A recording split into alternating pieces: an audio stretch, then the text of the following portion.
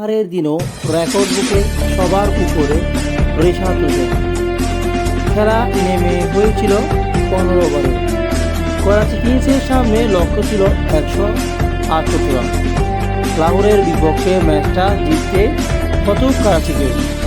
টুর্নামেন্টে টিকে থাকার লড়াই অমনই ছিল ডেভিড ওয়ার্নারের দলের জন্য।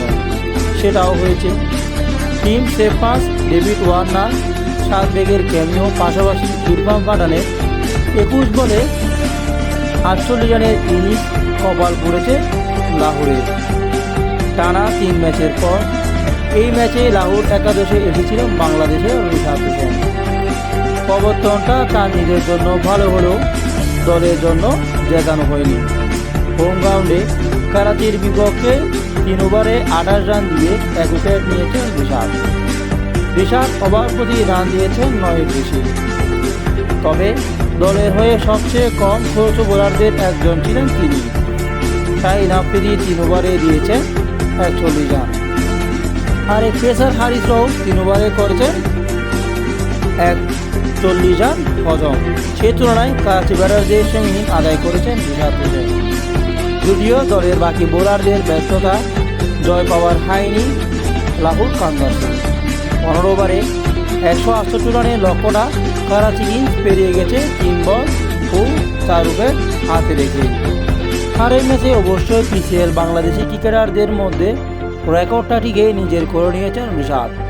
নিজের প্রথম ওভারে জেমস বিন্সকে সিকান্দার রাজার ক্যাচ বানান রিশাদ। পঞ্চম ম্যাচে এসে নিজের নবম উইকেট পেলেন রিশাদ।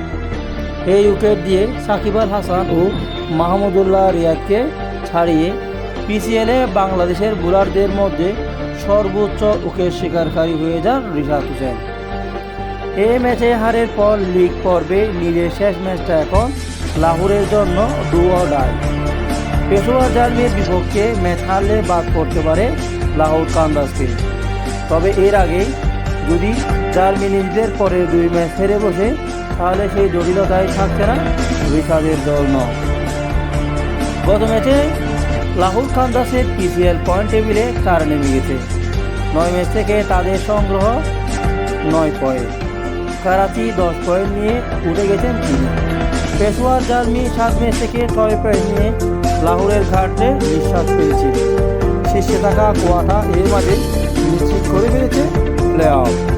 সেই সুবাদে দলের হারের দিনও রেকর্ড বোর্ডে সবার উপরে বাংলাদেশি হয়ে রেকর্ড বোর্ডে নাম আছে এখন রিশাদ হোসেনের।